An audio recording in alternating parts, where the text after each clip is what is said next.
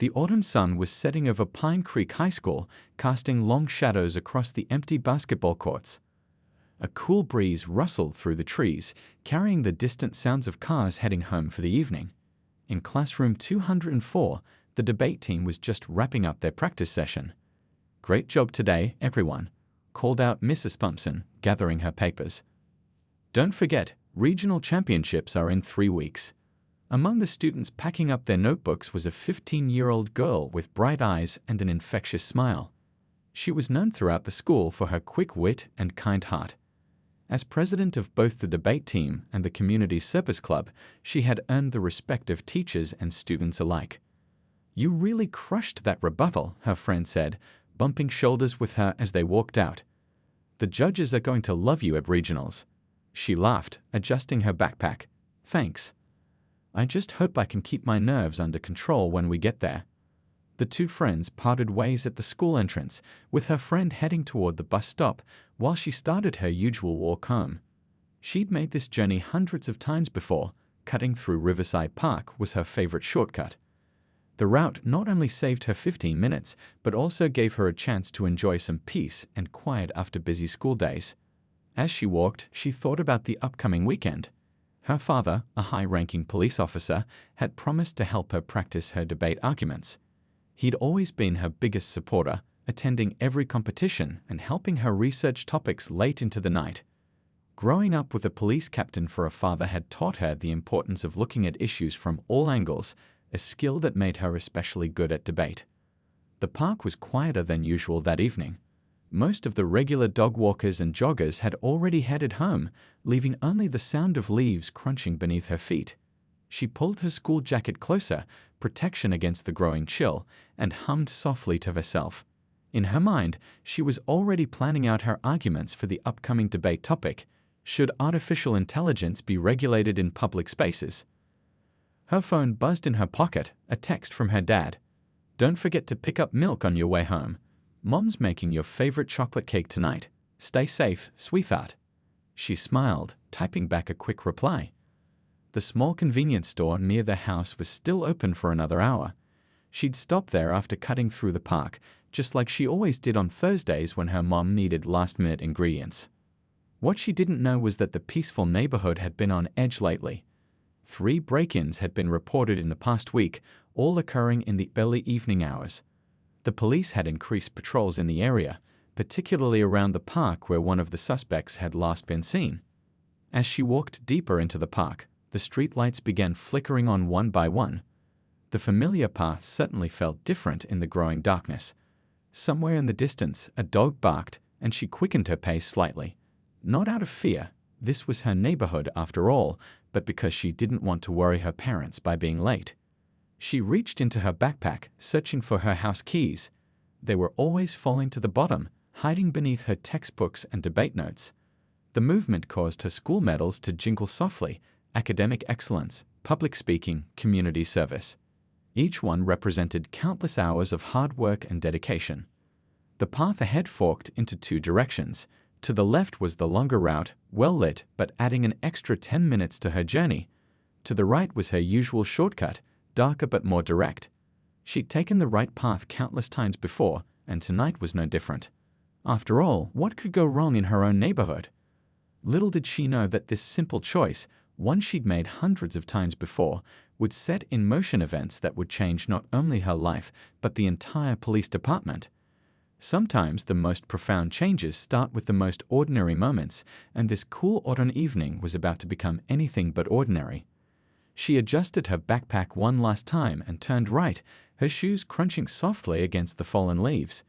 The street light at the far end of the path beckoned like a distant star, promising the familiar comfort of home just a few minutes away. Behind her, unnoticed, a police cruiser's lights flicked on, casting long shadows through the trees. The police cruiser rolled slowly through the park, its tires crunching softly over fallen leaves. Behind the wheel sat Officer Reynolds, a 3-year veteran of the force who had recently been assigned to the K-9 unit. His partner, a German shepherd named Rex, sat alert in the back seat, ears perked at every sound. Reynolds was tired. He'd been working double shifts all week, responding to the recent break-ins that had the neighborhood on edge. The description of the suspect was frustratingly vague. Young person in dark clothing, moving quickly through yards. Tonight's patrol was supposed to be his last before a much-needed day off. Through the gathering dusk, he spotted movement on the park path. A figure in dark clothing was walking quickly, occasionally glancing around. The officer's exhausted mind immediately connected this to the suspect description. He didn't notice the school backpack or the debate team jacket. His focus had already narrowed, adrenaline beginning to pump through his system. "Dispatch, this is Unit 247, he spoke into his radio. "I've got a possible suspect matching the description from the break-ins. Pursuing on foot in Riverside Park, North Path." The response crackled back. "Copy that, Unit 247. Backup is en route. Proceed with caution." Reynolds flipped on his cruiser's lights, illuminating the path ahead in alternating red and blue. The figure ahead startled, then stopped, turning partially toward the light. The officer could now see it was a young girl, but in his heightened state, this detail didn't register as significant. He'd been trained that criminals could be anyone, any age, any gender. Stepping out of his cruiser, Reynolds unclipped Rex's leash, keeping him in a heel position. The training scenarios ran through his mind. Maintain control, establish dominance, protect yourself. "Police, don't move," he shouted, his voice echoing through the empty park. The girl froze, her hand halfway to her bag.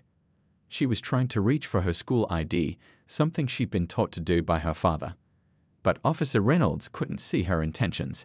He only saw a sudden movement in the growing darkness. "I said don't move." Reynolds' voice cracked slightly. Rex began to growl, picking up on his handler's tension. The girl tried to speak, her voice shaking. "Officer, I'm just reaching for my—" But Reynolds had been trained that hesitation could be fatal. In his mind, the recent department alerts about armed suspects blared like sirens. The girl's continued movement, though slow and non-threatening, registered as non-compliance. "Last warning, show me your hands." The beam of his flashlight caught the girl's face, showing her confusion and growing fear. She began to raise both hands, but also tried to explain, "My father is a police." That's when everything went wrong. A distant car backfired, the sharp sound shattering the tense moment. The girl jumped, startled. Reynolds, already on edge, interpreted this as aggressive movement. In that split second, training and fear overrode judgment. "Rex, engage." The command left his mouth before his brain could process the full situation. The German Shepherd, trained to respond instantly, launched forward. Everything seemed to move in slow motion, the girl's eyes widening in terror, Rex's powerful leap, Reynolds' own dawning realization that something wasn't right. In the distance, another police cruiser's siren began to wail. The sound carried across the park, mixing with what would come next. A scream that would haunt the officer's dreams for years to come. A scream that would make him question everything he thought he knew about being a police officer. The girl's school ID card fell from her hand, spinning through the air like a leaf. As it landed face up on the ground, the overhead streetlight illuminated the photograph, the smiling face of a police captain's daughter. By then, it was already too late. Backup units were 3 minutes away. In law enforcement, 3 minutes can feel like 3 seconds or 3 hours. For everyone in that park, the frightened girl, the confused dog, and the officer who was about to realize the magnitude of his mistake, these would be the longest 3 minutes of their lives. The autumn wind picked up, scattering leaves across the scene. Somewhere in the distance, a phone was ringing in a police captain's office. The events set in motion would soon ripple out far beyond this darkened park, touching lives and changing policies in ways no one could yet imagine. Time seemed to slow to a crawl as Rex's teeth gripped the girl's jacket sleeve. Her scream pierced the evening air, echoing off the park's trees. "I'm a captain's daughter. Please, call him off." Officer Reynolds stood frozen for a split second, his training battling with his growing realization that something was terribly wrong.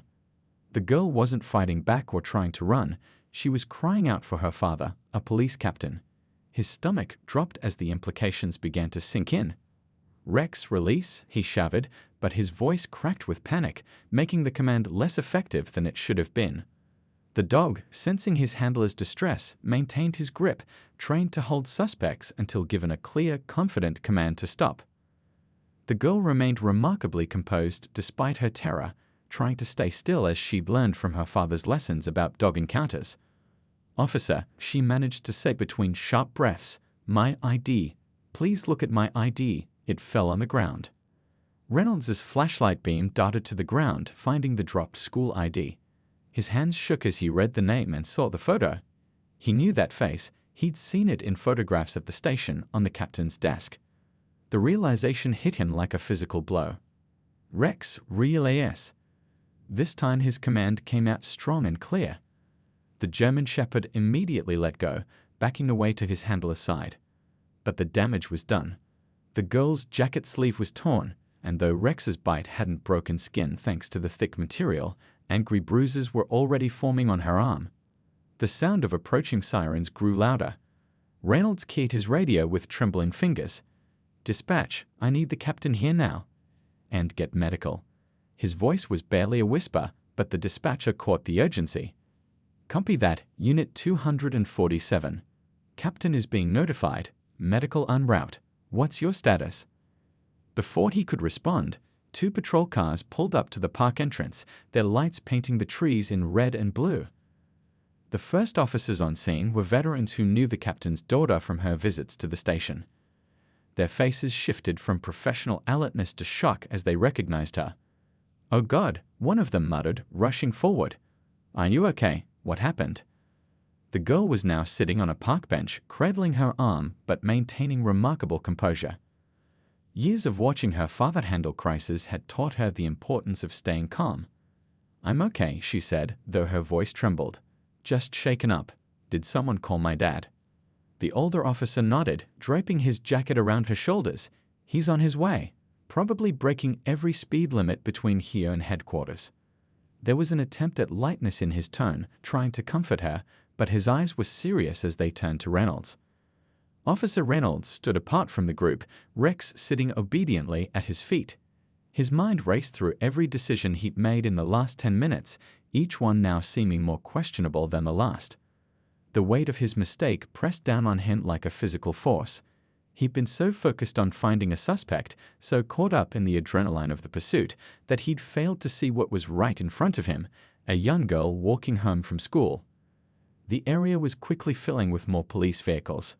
Word had spread fast. The captain's daughter had been bitten by a K-9 unit. Officers who had known her since she was small arrived, their faces a mix of concern and disbelief. Some had watched her grow up, had eaten the cookies she brought to the station during holidays, had cheered at her debate competitions. In the distance, they could hear the distinctive sound of the captain's vehicle, a sound every officer knew. The girl heard it too, and despite everything, a look of relief crossed her face. Her father was coming. The same father who had taught her about law enforcement, about justice, about doing what's right even when it's hard. Reynolds watched the gathering crowd of officers, knowing that in a few moments he would have to face not just any captain, but a father whose daughter he had wrongly assumed was a criminal. A father who had dedicated his life to fair and just policing. A father who had recently launched initiatives to address exactly this type of incident. The medical team arrived, their presence adding more flashing lights to the scene. As they began examining the girl's arm, a tense silence fell over the gathered officers. The captain's car was nearly there, and everyone knew that what happened next would have repercussions far beyond this evening in the park. The girl looked up at the night sky, now obscured by the swirling lights of emergency vehicles. Just 30 minutes ago, she had been walking home thinking about debate practice and chocolate cake. Now she sat at the center of what would become a turning point for the entire department. Despite her pain and fear, one thought kept running through her mind. How could she help make sure this never happened to anyone else? The emergency room buzzed with activity as medical staff moved efficiently through their duties. In one of the private rooms, a nurse gently wrapped the girl's arm while speaking in soothing tones. The bruising had deepened to purple, telling the story of what had happened in stark colors against her skin. Outside the room, a crowd of police officers had gathered. Some were there officially, needing to document the incident. Others had come on their own time, drawn by concern for a girl many had watched grow up. They spoke in hushed voices, occasionally glancing toward the end of the hallway where their captain stood, phone pressed to his ear as he spoke with the police commissioner. "Yes, sir, the captain was saying, his voice controlled but tight with emotion. The Key 9 unit was responding to reports of break-ins in the area. A pause. No, sir. She was walking home from debate practice. She takes that route every Thursday. Another pause, longer this time. I understand the implications, sir. Yes, we'll need to address this immediately.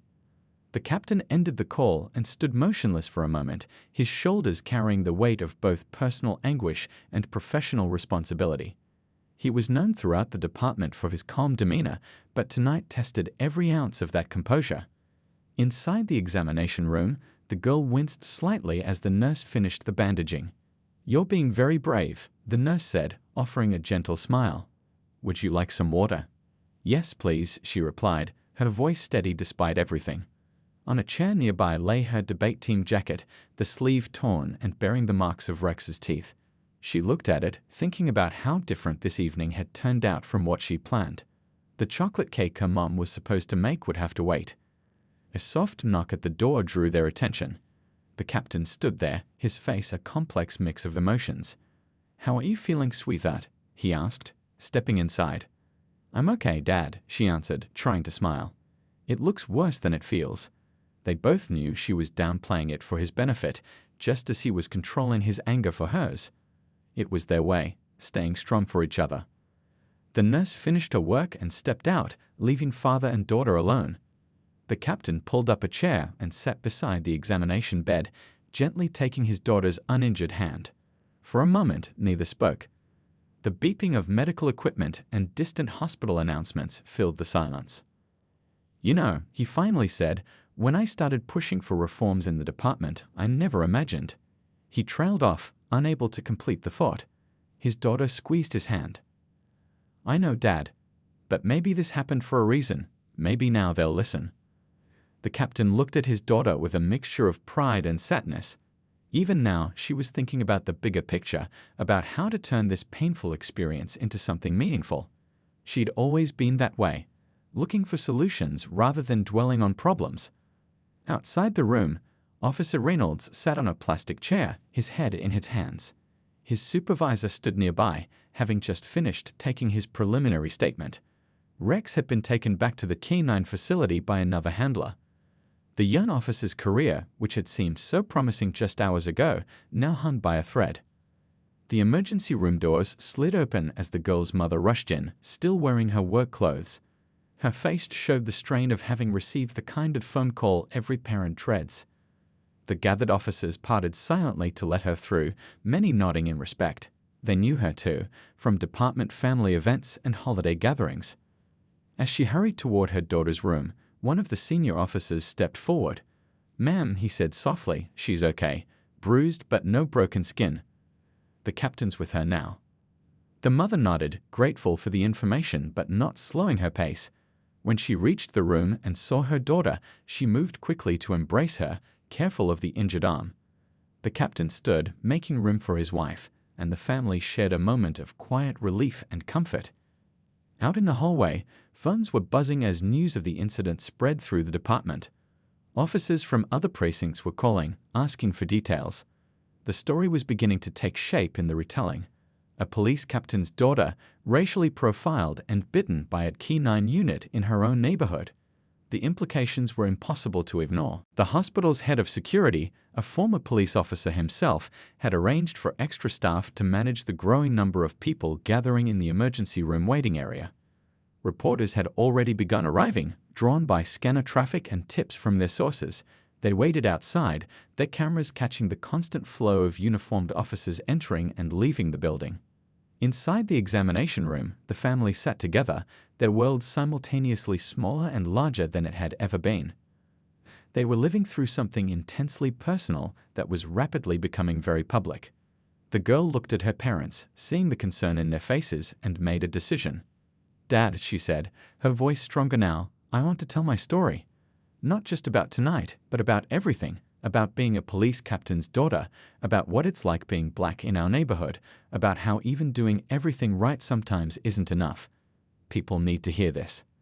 The captain and his wife exchanged glances. They had raised their daughter to be thoughtful and brave, to stand up for what she believed in. Now, seeing her turn this traumatic experience into a call for change, they felt a complex mixture of pride and heartache. A knock at the door interrupted their moment. The hospital administrator stood there, clipboard in hand.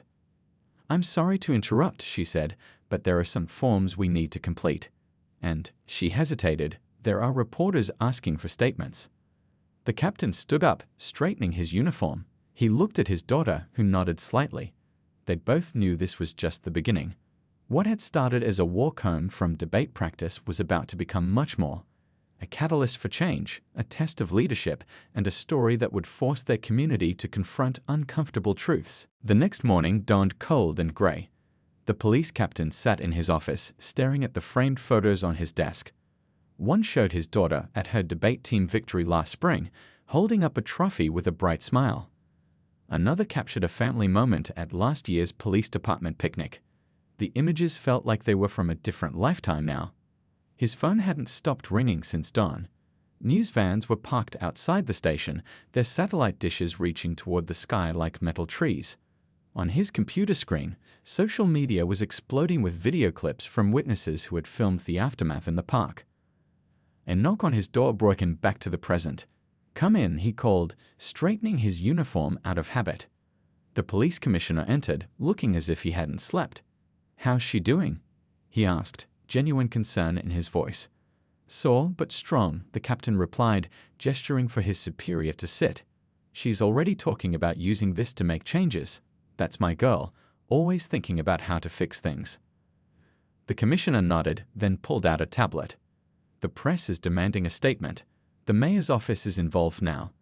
And civil rights groups are calling for immediate action." He paused, choosing his next words carefully. "We need to handle this right, not just as police officers, but as human beings." The captain stood and walked to his window, watching the media circus below. For 20 years, he'd worked to build bridges between the police and the community. He'd implemented training programs, started youth outreach initiatives, pushed for more diverse hiring. And now, in a cruel twist of fate, his own daughter had become a victim of the very issues he'd been fighting against. "You know what the hardest part is?" he said, not turning around. "Last night in the hospital, she apologized to me, said she was sorry for causing trouble." His voice cracked slightly. "My baby girl, lying there hurt, worried about how this would affect the department." The commissioner stayed silent, understanding this was a father speaking now, not just a police captain. "I've spent years telling other parents that if their kids follow the rules, they'll be safe. Teach them to be respectful," I said. "Teach them to stay calm." Well, my daughter did everything right. Everything. And still. A text message buzzed on his phone, his wife, letting him know their daughter was resting comfortably at home. The bruises were darker today, but her spirit remained unbroken. She'd already started writing down her thoughts about what happened, preparing to tell her story. The captain turned back to face the commissioner. "We need to do more than just make a statement. This has to be a turning point." Before the commissioner could respond, another knock came at the door. The department's training coordinator entered, carrying a thick folder. "Sir, I've reviewed Officer Reynolds' training records and the Key 9 unit protocols." She hesitated. "We found some concerning patterns." The captain gestured for her to continue. She laid out documents showing how Key 9 unit deployment policies hadn't been updated in years. Training scenarios rarely included encounters with young people or situations requiring de-escalation. The gaps in the system became clearer with each page. "And there's more," she added, pulling out statistics. "When we looked at the data on Key 9 unit deployments over the past 5 years, she spread charts across the desk, their columns telling a story of disproportionate impact on minority communities." The captain studied the numbers, his law enforcement experience warring with his personal pain. He thought about his daughter's words in the hospital. Maybe this happened for a reason. She had seen the potential for change even in her moment of trauma. His phone buzzed again, a message from his daughter. She'd sent a photo of herself giving a thumbs up, her bandaged arm visible but her smile bright. Below it, she'd written, "Ready to make a difference, Dad. Let's fix this." The captain looked up at his colleagues. "Here's what we're going to do," he began, his voice finding new strength. "First, we're going to be completely transparent about what happened. No downplaying, no excuses. My daughter wasn't just any victim. She was a police captain's daughter who did everything right, and she still wasn't safe. That has to mean something. He stood, moving to his whiteboard where daily priorities were listed. With a firm hand, he erased everything and started writing. Complete review of K-9 unit protocols. Mandatory retraining for all officers. Community input sessions.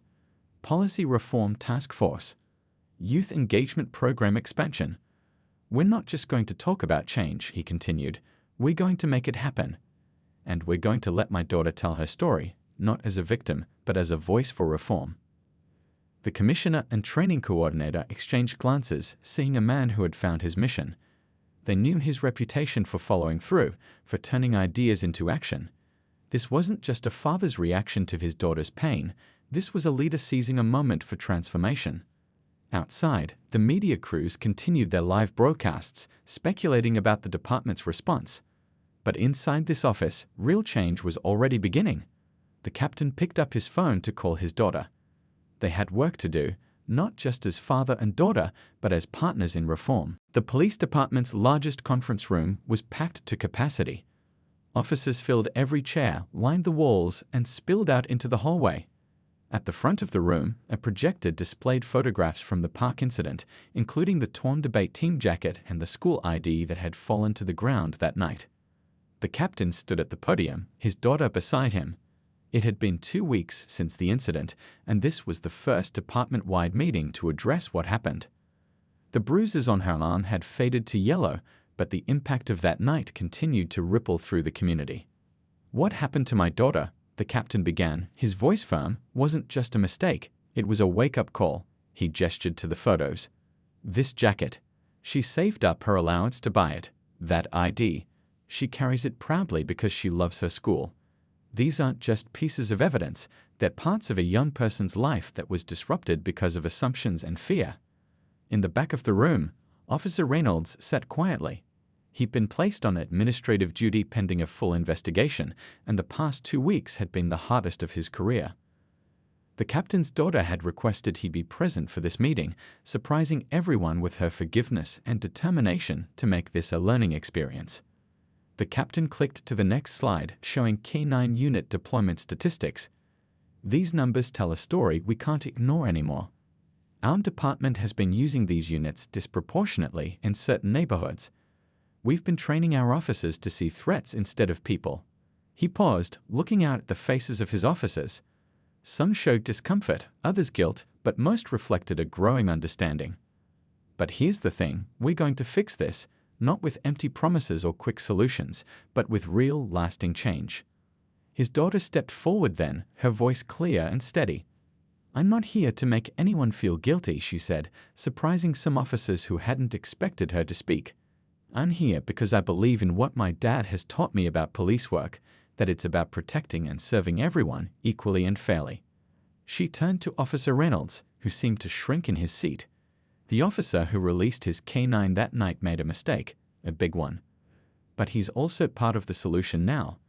Because real change doesn't come from pushing people away, it comes from bringing them in and helping them learn. The captain resumed his presentation, outlining the changes already in motion. A complete overhaul of K-9 unit deployment protocols. New training programs focused on community engagement, regular meetings with neighborhood residents, body camera policy updates, creation of a youth advisory council. In the middle of the room, the K-9 unit supervisor raised his hand. Sir, what about Rex? There's been talk about retiring him. The captain's daughter answered before her father could. Rex was doing what he was trained to do. The problem isn't the dog, it's how and when we use them. That's why I've asked to be part of the team reviewing K-9 protocols. Sometimes the best perspective comes from someone who's been on the other side of the situation. Murmurs of surprise and respect rippled through the room. The captain watched his daughter with pride. She'd insisted on being part of the solution, turning her trauma into a tool for change. The police commissioner, who had been quietly observing from the side, stepped forward. What happened that night was unacceptable, he said. But how we respond to it will define us. Today, we're not just talking about policy changes, we're talking about changing how we see our community and how they see us. Officer Reynolds finally spoke up, his voice shaking slightly. "I'd like to say something if I may." All eyes turned to him. "That night, I was so focused on finding a suspect that I forgot to see a person. I forgot that every quick movement doesn't mean danger, that every dark jacket doesn't hide a criminal." He looked directly at the captain's daughter. "I'm sorry, and I'm grateful for the chance to learn from this." The captain's daughter nodded, acknowledging his words. Then she turned back to the room. "My dad always says that the hardest part of police work isn't catching bad guys, it's keeping good people safe while doing it. That means all people, no matter what they look like or where they live." The meeting continued with practical discussions about implementing the new policies. Officers shared their own experiences, concerns, and suggestions. What could have been a tense, defensive gathering had transformed into something productive and hopeful. As the meeting wound down, the captain watched his daughter talking with a group of officers, including some from the K9 unit. She was showing them her debate team photos, explaining how she practiced speaking in front of her mirror at home. The officers were listening intently, seeing her not as a victim or a symbol, but as a real person, someone's daughter, a student, a young woman with dreams and fears just like their own children. Outside the conference room, local community leaders waited to join the next phase of discussions. The media crews that had camped outside the station for days were gradually being replaced by citizens coming to participate in community feedback sessions. What had started as a crisis was evolving into an opportunity for real connection and change. 6 months had passed since that autumn evening in the park. Spring sunlight streamed through the windows of the police academy's main lecture hall, where hundreds of cadets sat attentively. On stage, the captain's daughter stood at the podium, her father beside her, addressing the newest class of police officers. "When I was little," she began, "I used to try on my dad's police cap and pretend I was helping people. I thought I knew everything about law enforcement because my father was a police captain." She paused, letting her words sink in. "But 6 months ago, I learned what it feels like to be on the other side of authority, to be seen as a threat instead of a person." The cadets listened intently. Many had already heard about the incident. It had become a case study in police training nationwide. But hearing it firsthand was different. "I'm not here to make you feel bad," she continued, echoing the words she'd spoken months ago in that packed conference room. "I'm here because what happened to me led to real change, and you're going to be part of that change." The captain stepped forward then, pointing to a presentation screen showing statistics from the past 6 months. K9 deployments down by 60%. Community complaints reduced by 45%. Officer-civilian positive interactions up by 80%. 0 incidents of misidentified suspects since new protocols. "These numbers tell a story," he said, "but the real story is in the details. It's in the weekly community meetings where officers and residents talk openly about their fears and hopes. It's in the new Youth Advisory Board that helps shape our policies. It's in the way our K9 units now train with community members present." Officer Reynolds, who had recently returned to active duty after extensive retraining, sat in the front row. He now helped lead sessions on bias awareness and split-second decision-making. His experience had become a powerful teaching tool. The captain's daughter gestured to a screen showing photos from recent community events, officers playing basketball with local kids, K9 demonstrations at schools, community feedback sessions. "See that?" She pointed to an image of herself with Rex, the same dog that had been involved in the incident. "Rex is still serving, but differently now. He visits schools, showing kids that police dogs aren't weapons, they're partners in keeping people safe. And Officer Reynolds, he's become one of our strongest advocates for change." She rolled up her sleeve, revealing the faded marks on her arm. "These scars tell a story, but not the one you might think. They're not about fear or anger. They're about how we can turn painful moments into positive change." The presentation shifted to show clips from body cameras, highlighting successful de-escalation situations and positive community interactions. Each video demonstrated the new protocols in action. "Your training will be different from what came before," the captain explained.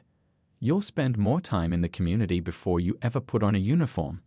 You'll learn to see beyond your first impressions, and most importantly, you'll understand that every person you encounter is someone's child, someone's loved one." A cadet raised their hand. "Sir, what about split-second decisions? We still need to protect ourselves." The captain nodded. "Absolutely. But here's what we've learned. When you know your community better, when you've built trust, those split-second decisions become clearer. You have more context, better judgment." His daughter added, "And you'll have better tools. The body cameras now have AI-assisted threat assessment. K9 units have updated protocols for engagement. But the most important tool?" She touched her heart. "It's remembering that your job is to protect and serve everyone, not just some people." The presentation concluded with a recent photo of the entire department standing with community leaders, a visible symbol of the bridges being built. "6 months ago," she said, "I was a girl walking home from debate practice. Today, I'm part of a movement for change. And you?" She looked out at the cadets. "You're going to be part of that change too." After the presentation, cadets lined up to speak with them. Many shared their own stories of family members who'd had difficult encounters with police, of their hopes to make a difference, of their commitment to doing better. Outside the academy, spring flowers bloomed in the garden where the department now held monthly community picnics. The K9 training area had been relocated to a more visible space, with bleachers where residents could watch and learn about the dog's work. The captain's daughter paused on her way out, watching new recruits practicing with their K9 partners. Each handler now wore a badge that read, "Protect, Serve, Understand." A small but significant change she had suggested. "You know, Dad," she said, "when you first gave me that debate team jacket, you said it would help me change the world with my words." She smiled. "I guess sometimes life gives you unexpected ways to make change happen." Her father put his arm around her shoulders, careful of the arm that still occasionally ached on cold days. "You've done more than change policies," he said. "You've changed hearts. And that's what real reform is about." They walked together toward their car, passing a new mural on the academy wall. It showed a diverse group of officers and citizens working together, with the words "Community First" written in bold letters. It was more than just art, it was a promise to do better, to be better for everyone.